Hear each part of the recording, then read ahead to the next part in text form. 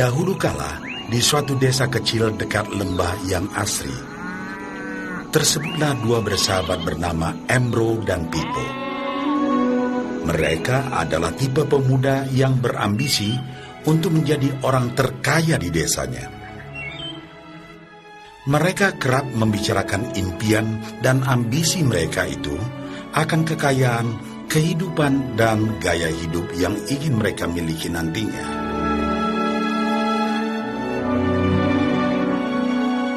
Mereka tidak takut untuk bekerja keras, hanya saja mereka masih belum mendapatkan kesempatan untuk dapat mewujudkan cita-cita mereka.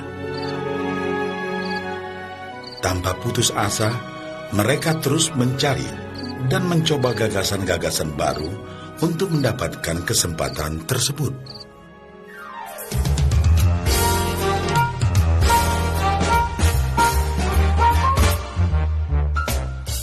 Hingga suatu hari, kesempatan itu pun datang. Desa mereka membutuhkan lebih banyak air. Oleh karena itu, kepala desa mempekerjakan Embro dan Pipo untuk mengambil air dari mata air di gunung untuk dibawa ke tempat penampungan di desa. Mereka akan dibayar sesuai dengan banyaknya air yang dapat mereka bawa. Maka mereka berdua pun menyambut dengan baik kesempatan ini. Embro dan Pipo pun segera melaksanakan pekerjaan tersebut dengan bersemangat. Setiap hari, sejak pagi hingga sore, mereka bergegas menuju mata air dengan membawa ember masing-masing. Mereka bekerja keras untuk membawa air sebanyak mungkin ke tempat penampungan air di desa.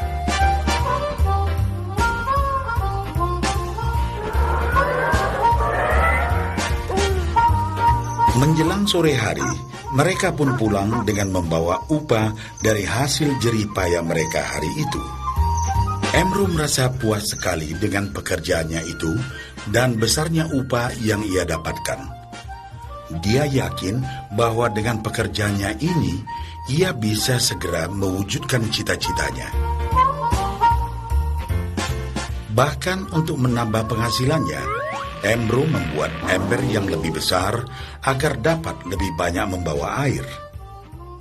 Embro yakin dengan penghasilannya sebesar itu, tak lama lagi ia bisa segera membeli sapi dan memiliki gubuk baru yang ia idam-idamkan.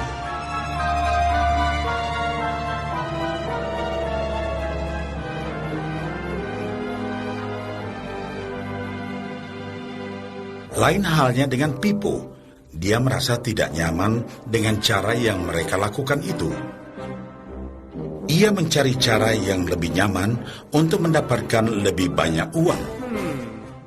Suatu hari, Pipo mendapat sebuah gagasan.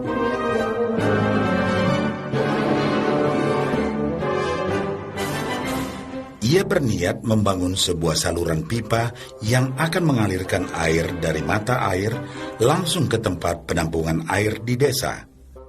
Dengan saluran pipa tersebut, ia akan mendapat lebih banyak air tanpa perlu lagi membawa ember ke mata air. Ia sangat antusias dengan gagasannya ini. Pipo pun mulai menceritakan gagasannya ini kepada Embro dan mengajaknya bekerja sama. Tetapi Embro tidak sependapat.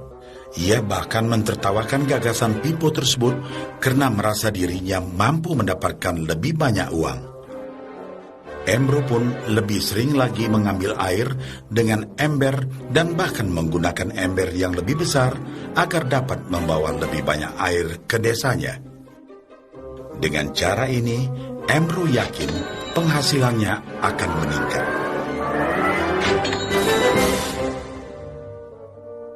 Pipo akhirnya memutuskan untuk mewujudkan sendiri gagasannya itu.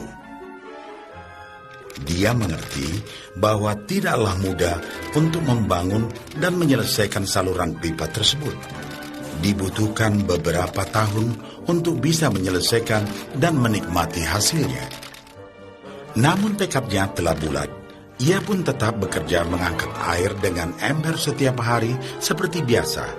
Tetapi di akhir minggu dan setiap ada waktu luang, Pipo bekerja keras menggali tanah yang banyak berbatu untuk membangun saluran pipanya.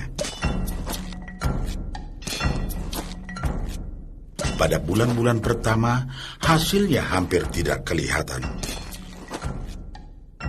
Orang-orang desa mulai banyak mentertawakan dan mencemooh Pipo. Mereka menjulukinya Pipo si manusia saluran pipa.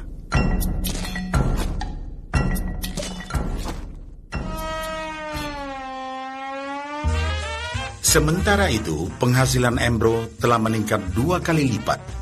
Ia sudah berhasil membeli sapi dan memiliki gubuk baru yang lebih besar. Gaya hidupnya pun sudah mulai berubah.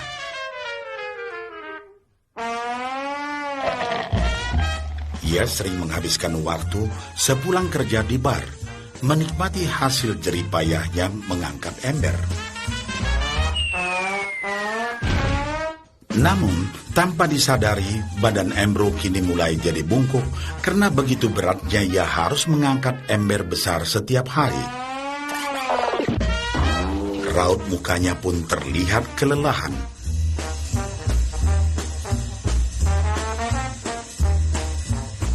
Semakin hari, semakin sedikit air yang dapat dibawanya karena tenaganya berkurang seiring bertambahnya usia.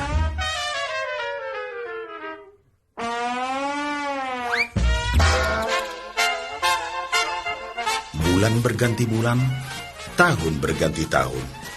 Dan akhirnya, Pipo berhasil menyelesaikan saluran pipanya.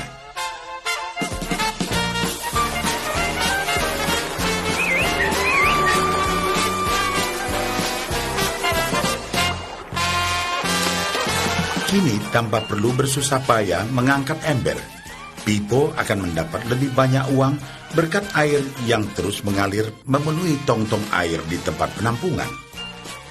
Air terus mengalir tanpa henti, bahkan saat ia tidur, makan, ataupun saat pergi berlibur. Pipo pun puas dan bangga. Berkat tekad dan kerja keras, kini penghasilannya pun mengalir tiada henti, seiring aliran air di saluran pipanya.